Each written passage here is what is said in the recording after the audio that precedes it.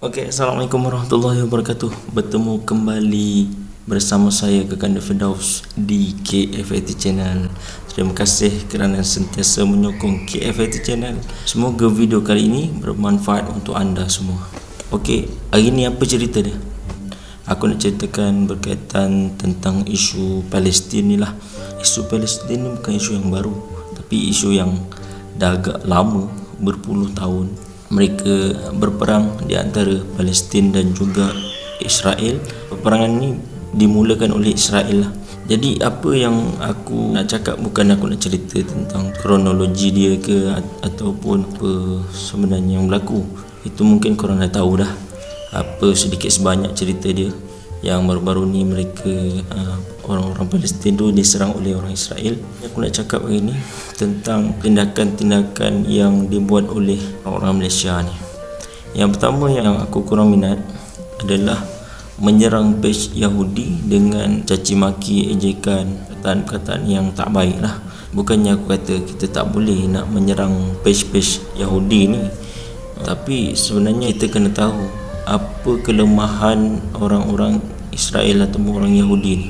Kita sibuk dengan menyerang page-page Israel ni lah, dengan hashtag Israel koyak, mak kau hijau, dan mereka pun mengeluarkan kenyataan bahawa mereka dah macam rasa tertekan lah dengan perkara ni. Kita buat macam itu sebenarnya adalah sikit kesan, mungkin beri tekanan pada dia, tapi sebenarnya cara tu kurang baik. Yang terbaik sekali kita sebagai orang Islam ni angkat tangan doa kepada Allah. Lagi satu, kita kena tahu kelemahan orang-orang Israel ataupun orang Yahudi ni. Apa yang mereka takut pada umat Islam ni?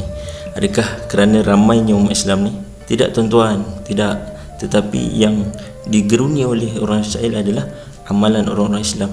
Kita setakat nak pergi page Israel, kita komen mak kau hijau, your mother is green. Itu pun salah satu usaha juga kan. Tetapi sebenarnya kalau mereka kata mereka koyak, tak koyak sebenarnya. Aku tak yakinlah bahawa dia orang ni koyak. Pasal apa? Kalau kita netizen yang kadang-kadang ilmu pun tak ada, datang berpage dia sekadar buat onar, buat bising dekat dia, aku tak beri kesan pada mereka. Kenapa? Sebelum ni kita tahu bangsa Yahudi ni macam mana.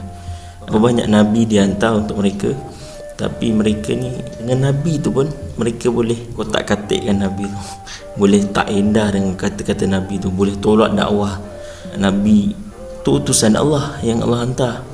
Apatah lagi netizen, setakat netizen Malaysia ni hantar rasa apa. Jadi itu je nak pesan. Yang NGO Islam sekarang bergerak ni, alhamdulillah, betul, bagus. Semangat yang ada tu, NGO Islam hantar memorandum kepada kedutaan Amerika Syarikat di Malaysia tu, itu betul. Kena buat sungguh-sungguh.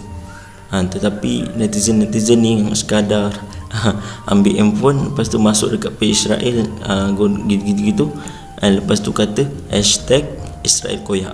Lepas tu dah rasa bangga, dah rasa menang.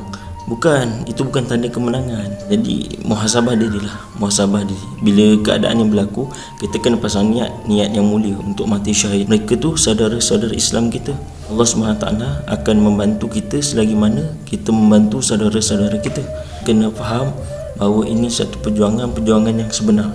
Kita tak boleh ke sana, kita tak boleh nak berperang dengan mereka sekarang ni, nak membantu, nak merentas negeri, merentas daerah pun tak boleh. Jadi apa yang kita kena buat hari ni, kita tadah tangan, kita doa, minta dengan Allah supaya Allah beri kekuatan, supaya Allah menangkan mereka. Dan kita ni kena buat persiapan daripada sekarang. Bukannya persiapan kita mengutuk page Yahudi dan Allah tu.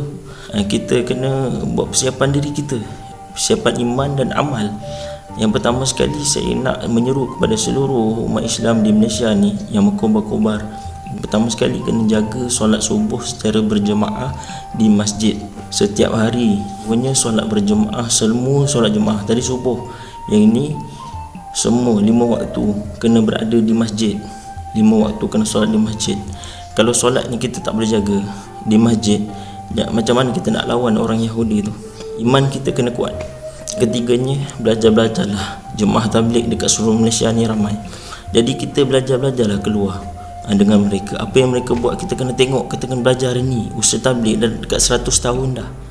Usaha dakwah tabligh dah dekat 100 tahun dah.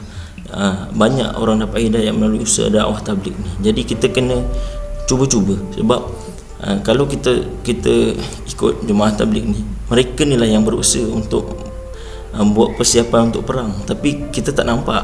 Kita nampak mereka duduk kat masjid, kita tak tahu mereka buat apa. Inilah strategi perang yang Nabi SAW buat dulu. Sebelum sahabat-sahabat pergi berperang jauh-jauh, sebelum sahabat ni jadi khalifah dan sebagainya, apa yang mereka usahakan? Iman mereka, supaya iman mereka tu betul-betul yakin dengan Allah.